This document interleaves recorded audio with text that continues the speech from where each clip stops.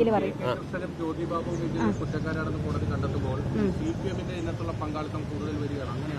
അല്ല, തീർച്ചയായിട്ടും CPM തന്നെയാണ് ഇതിനകത്ത് പ്രതി എന്ന് ഒരിക്കൽ കൂടി തെളിഞ്ഞു. ഞങ്ങളത് നേരത്തെ പറഞ്ഞ ഇപ്പം കെ കൃഷ്ണൻ ഏരിയ കമ്മിറ്റി മെമ്പറാണ് CPMന്റെ ആ സമയത്ത്. അവരും കൂടി ഈ പ്രതിയായിട്ട് വരുന്ന സമയത്ത് വളരെ ക്ലിയർ ആയിട്ട് CPMന്റെ നേതൃത്വത്തിന്റെ പങ്ക് വന്നുകൊണ്ടേയിരിക്കുകയാണ്. അതുമാത്രമല്ല, വലിയ സാമ്പത്തിക സ്വാധീനം, രാഷ്ട്രീയ സ്വാധീനം ഒക്കെ ഈ കേസിനുണ്ടായിരുന്നു. ഈ 5 മാസവും കോഴിക്കോട് ജില്ലാ സെക്രട്ടേറിയറ്റ് മെമ്പർ ഭാസ്കരൻ മാഷ് ഇവിടെ സ്ഥിരമായിട്ട് വന്ന് ഈ കേസ് മേൽനോട്ടം വഹിക്കുകയായിരുന്നു. എല്ലാ ദിവസവും കോടതിയിലുണ്ടായിരുന്നു. അങ്ങനെ പാർട്ടിയാണ് കേസ് നടത്തിയത്. ഈ കൊലയാളികൾക്ക് വേണ്ടിയുള്ള കേസ് പോലും പാർട്ടിയാണ് ഇപ്പോഴും നടത്തിക്കൊണ്ടിരിക്കുന്നത്. അപ്പൊ പാർട്ടിയുടെ പങ്ക്, CPMന്റെ പങ്കാണ് ഇത് വളരെ വ്യക്തമായിട്ട് ഇപ്പൊ കോടതി തെളിയിച്ചിരിക്കുന്നത്. കാരണം ഇതൊരു നീതിയാണ്. ഇനി ഇതുപോലെയുള്ള ഒരു കൊല നടക്കരുത് നമ്മുടെ നാട്ടിൽ. രാഷ്ട്രീയ കൊലപാതകങ്ങൾ, മനുഷ്യനെ അഭിപ്രായം പറഞ്ഞതിന്റെ പേരിൽ മനുഷ്യനെ വെട്ടിക്കൊല്ലുന്നത് അവസാനിക്കണം. അതിനുകൂടിയുള്ള താക്കീതാണ് ഈ കോടതി വിധി. ഇത് ശക്തമായിട്ടാണ്. കാരണം ഇത് ഇങ്ങനെ വിധി ഉണ്ടാവണം, ഇങ്ങനെ നീതി നടപ്പാക്കപ്പെടണം നമ്മുടെ നാട്ടിൽ. അത് കോടതി അത് കണ്ടു എന്നുള്ളത് ബഹുമാനപ്പെട്ട കോടതിയോട് തീർച്ചയായിട്ടും ആദരവുണ്ട്.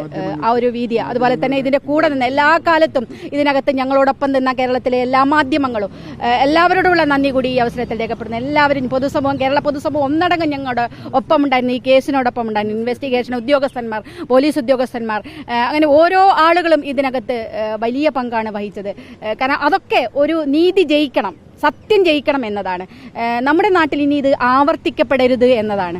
അതിനു വേണ്ടിയിട്ടാണ് ഇത് നിന്നത്. അപ്പം എല്ലാ മാധ്യമങ്ങളോടും എല്ലാവരോടും ഉള്ള നന്ദി കൂടി ഈ അവസരത്തിൽ രേഖപ്പെടുത്തുകയാണ്. ഇതിൽ തെളിവ് പരിശോധിച്ച കൂട്ടത്തിൽ പ്രോസിക്യൂഷന് അല്പം ഒരു റിസർവേഷൻ ഉള്ള ഒരു കാര്യം, 14-ാം പ്രതി P. മോഹനെതിരായിട്ടുള്ള തെളിവിൽ കീഴ്ക്കോടതി തെളിവ് പോരാ എന്ന് പറഞ്ഞുകൊണ്ട് തന്നെയാണ് വിട്ടയച്ചിട്ടുള്ളത്. എന്നാൽ ആ തെളിവ് സ്വീകാര്യമാക്കുന്ന തരത്തിലുള്ള വാദങ്ങളെല്ലാം നടത്തിയിരുന്നു, നേരിട്ടുള്ള തെളിവില്ലെങ്കിൽ പോലും. അതും കൂടി കോടതി പരിഗണിക്കേണ്ടതായിരുന്നു ശക്തമായി എന്നുള്ള അഭിപ്രായം ഉണ്ട്. അത് ജഡ്ജ്മെന്റ് കൂടി നോക്കിയതിന് ശേഷം ഇനിയും ശിക്ഷ നൽകിയിട്ടില്ലാത്ത, കുറ്റക്കാരാണെന്ന് കണ്ടെത്തിയിട്ടില്ലാത്ത പ്രതികൾക്കെതിരായിട്ട് തുടർ നടപടികൾ എന്തായാലും സ്വീകരിക്കും. ഇതിവിടെ അവസാനിക്കില്ല എന്നുള്ളതാണ് ശരി. ഒറ്റ കാര്യം കൂടി, 1 മുതൽ 7 വരെ പ്രതികൾ വാടകയ്ക്കെടുത്ത കൊലയാളികളാണെന്നുള്ളത് മനസ്സിലാക്കണം. അവർക്ക് ആർക്കും തന്നെ ചന്ദ്രശേഖരനോട് ഒരു വിരോധവുമില്ല വ്യക്തിപരമായിട്ട്. അവരാരും തന്നെ CPMകാരാണെന്നുള്ളത് അവർ ഡിഫൻസ് കേസിന് വേണ്ടി പോലും അവർ പറഞ്ഞിട്ടുമില്ല. പിന്നെ അങ്ങനെയുള്ള ആളുകൾ എങ്ങനെ വെട്ടിക്കൊല്ലാൻ വേണ്ടിയുള്ള കരാറെടുത്തു എന്നുള്ളത് ഏറ്റവും പ്രധാനപ്പെട്ട ഒരു ചോദ്യം തന്നെയായിരുന്നു. അതുകൊണ്ടാണ് അതിന് ഗൂഢാലോചന നടത്തിയിട്ടുള്ള ആളുകൾ, ഇപ്പോൾ നോക്കൂ, ഗൂഢാലോചന കേസിൽ ഇത്രയധികം ആളുകളെ ശിക്ഷിച്ചിട്ടുള്ള മറ്റൊരു കേസുണ്ടായിട്ടുണ്ടാവില്ല. 8-ാം പ്രതി രാമചന്ദ്രൻ ആ ഗൂഢാലോചനയുടെ നേതൃത്വം കൊടുത്തയാളാണ്. 9-ാം പ്രതി മരിച്ചുപോയി അശോകൻ. 10-ാം പ്രതി വിട്ടയക്കപ്പെട്ട കൃഷ്ണൻ, ആ കൃഷ്ണൻ കുറ്റക്കാരനാണെന്ന് ഈ കോടതി കണ്ടെത്തിയിരിക്കുന്നു. ശരിയായ രീതിയിലുള്ള ഒരു നിഗമനമാണത്. അദ്ദേഹമാണ് ചന്ദ്രശേഖര, നിന്റെ തലച്ചോറ് റോട്ടിൽ തെങ്ങിൻ പൂക്കുല പോലെ ചെതറുന്നത് കാണിച്ചു തരാമെന്ന് പ്രസംഗിച്ചിട്ടുള്ള വ്യക്തി. ആ തെങ്ങിൻ പൂക്കുല പോലെ തന്നെ നടുറോട്ടിൽ മണ്ണിൽ ചന്ദ്രശേഖരന്റെ തലച്ചോറ് ചെതറിച്ചു എന്നുള്ളതാണ് ഇതിലെ ഏറ്റവും പ്രധാനപ്പെട്ട കാര്യം. അക്കാര്യം കോടതി കണ്ടിരിക്കണം. അതുകൊണ്ടായിരിക്കണം കൃഷ്ണനെ ശിക്ഷിച്ചത്. ഈ ഗൂഢാലോചനയ്ക്ക് ഏറ്റവും വലിയ പിന്തുണ നൽകി പോന്നിട്ടുള്ള, ആസൂത്രണങ്ങൾ നടത്തിയിട്ടുള്ള ആളാണ് ജ്യോതിബാബു. ഇതെല്ലാം കേസ് റെക്കോർഡിൽ നിന്നുള്ളതാണ്, എൻ്റെ വ്യക്തിപരമായിട്ടുള്ള അഭിപ്രായമല്ല. ആ ജ്യോതിബാബുവും ഈ ഗൂഢാലോചനയിൽ പങ്കാളിയാണെന്ന് തെളിഞ്ഞിട്ടുണ്ട്. അതുകൊണ്ടാണ് കോടതി ജ്യോതിബാബുവിനെയും ശിക്ഷിച്ചിട്ടുള്ളത്. ഇതുപോലെ ഇത്രയധികം പ്രതികളെ ഗൂഢാലോചനയുടെ പേരിൽ ശിക്ഷിക്കപ്പെടുന്നത്. അതേപോലെ തന്നെ കുഞ്ഞനന്ദൻ അദ്ദേഹം മരിച്ചുപോയി, ശിക്ഷ അനുഭവിച്ചുകൊണ്ടിരിക്കുക, അദ്ദേഹം മരിച്ചിട്ടുണ്ട്, കുഞ്ഞനന്ദനും. അപ്പോൾ 8-ാം പ്രതി 10, 11, 12, 13 ഇത്രയും പ്രതികളിപ്പോൾ ശിക്ഷിക്കപ്പെട്ടിരിക്കുകയാണ്. നല്ല വിധിയാണ്. ഇനി വിധിയുടെ വിശദാംശങ്ങൾ നോക്കി ഒരൊറ്റ കാര്യം കൂടി പറയട്ടെ.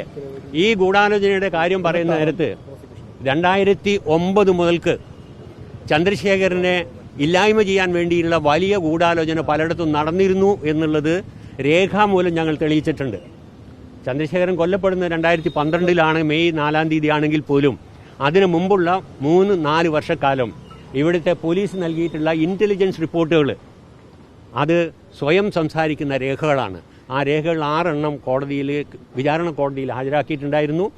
ആ രേഖകളൊക്കെ തന്നെ ഈ കോടതി വേണ്ടും വിധം പരിഗണിച്ചു എന്ന് തന്നെയാണ് എനിക്കിപ്പോൾ പറയാനുള്ളത്. എന്തായാലും ആ തരത്തിൽ വിപുലമായ ഗൂഢാലോചന നടത്തി ഇനിയും ഞാൻ പ്രോസിക്യൂട്ടർ ആണെങ്കിൽ പോലും ഒരു കാര്യം കൂടി പറയാം. അതിൻ്റെ പോലീസ് സമർപ്പിച്ചിട്ടുള്ള കുറ്റപത്രത്തിൽ അവസാനത്തെ ഒരു വാചകം ഇന്നും പൂർത്തീകരിക്കപ്പെടാത്തൊരു ദൗത്യമായി നിലനിൽക്കുകയാണ്. അതെന്താന്ന് പറഞ്ഞാൽ ഈ കേസിൽ ഇപ്പോൾ പറഞ്ഞിട്ടുള്ള ചാർജ് ചെയ്യപ്പെട്ടിട്ടുള്ള പ്രതികൾക്ക് അപ്പുറത്ത് ഉന്നതതലത്തിലുള്ള ഗൂഢാലോചന നടന്നിട്ടുണ്ടോ എന്ന കാര്യത്തെ സംബന്ധിച്ച് അന്വേഷണം നടത്തുന്നതാണെന്നും അന്വേഷണം നടത്തിയിട്ട് മുറയ്ക്ക് അതിന്റെ റിപ്പോർട്ട് കൊടുക്കുന്നതാണെന്നും പോലീസ് അന്നത്തെ ചാർജ് ഷീറ്റിൽ പറഞ്ഞിട്ടുണ്ട്. പക്ഷേ 12 വർഷമായിട്ടും അതിന്റെ ഒരു അന്വേഷണവും നടന്നിട്ടില്ല എന്നതാണ് ഈ പുതിയ കാലാവസ്ഥയിൽ നമുക്ക് പറയാനുള്ളത്. Thank you. ശക്തമായ പ്രോസിക്യൂഷൻ ആയിരുന്നു. ഞങ്ങളെ 3 വക്കീൽമാർ, advocate Kumarankutty, advocate Rajeev, advocate Safal, വളരെ ശക്തമായ പരിശ്രമം, കഠിനമായ പരിശ്രമമാണ് ഈ 4 മാസവും നടത്തിയത്. അതിന്റെ കൂടി വിജയമാണ്. തീർച്ചയായിട്ടും അവർക്ക് കൂടെയുള്ള നന്ദി കൂടെ ഞാൻ ഈ അവസരത്തിൽ രേഖപ്പെടുത്തുകയാണ്.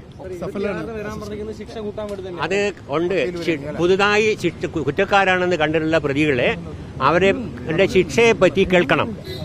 അതിനും ശിക്ഷ പോരാ എന്ന് പറഞ്ഞു കൊടുത്തിട്ടുള്ള അപ്പീലില് ശിക്ഷ കൂട്ടാതിരിക്കാൻ കാരണമുണ്ടോ എന്നുള്ളതിനെ സംബന്ധിച്ചു ഈ രണ്ടിനെ പറ്റിയുള്ള വാദം കേൾക്കാൻ വേണ്ടി എല്ലാ പ്രതികളോടും ഹാജരാവാനും അവരെ ഹാജരാവുന്ന പ്രതിയിൽ എല്ലാവരും ഇതിൽ 2 പേരെ പുറത്തുള്ളൂ.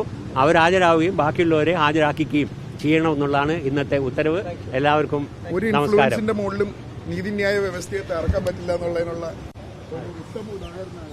എന്തൊക്കെ വിചാരിച്ചാലും ഒരു പാർട്ടി, കേരളത്തിലെ ഏറ്റവും ശക്തനായ ഒരു പാർട്ടി, അതിനകത്തുള്ള സാക്ഷികൾ പറയാൻ പേടിപ്പിക്കും, സാക്ഷികളെ ജയിക്കുമെന്നുള്ളതിനുള്ളൊരു ഇതാണ് അത് ചെയ്യുന്നത്. ഇതിനകത്ത് കാര്യം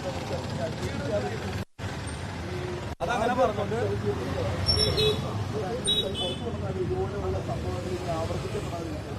അതിനുവേണ്ടിയാണ് ഞങ്ങൾ ഫൈറ്റ് ചെയ്യുന്നത്. വളരെ മോശമായ രീതിയിൽ സോഷ്യൽ മീഡിയയിൽ വരെ ചിത്രീകരിച്ചിട്ടുണ്ട് ഈ കേസ് ഫൈറ്റ് ചെയ്യുന്നത്. അതിന്റെ മറുപടിയാണ് ഇന്ന് കിട്ടിയത്.